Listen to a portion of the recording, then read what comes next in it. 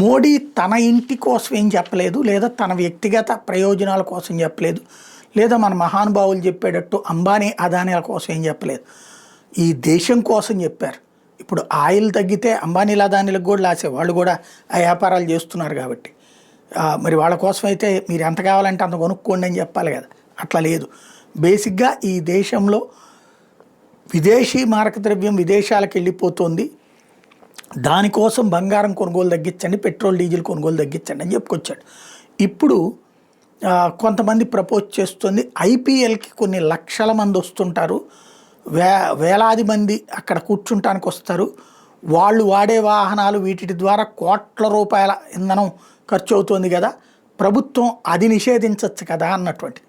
నిషేధాలు చేసేటట్టయితే దేశంలో ఎవడైనా సరే ఇదివరకటి రోజుల్లో కాంగ్రెస్ టైంలో టైపు నైట్ పెట్రోల్ బంకులు బంద్ చేయడం, లేదంటే ఉదయం 8 నుంచి సాయంత్రం 8 దాకా అంటాం, లేదంటే 200 రూపాయల పెట్రోల్ పోయాలని చెప్పడం ఇట్లాంటివి చెప్పచ్చు.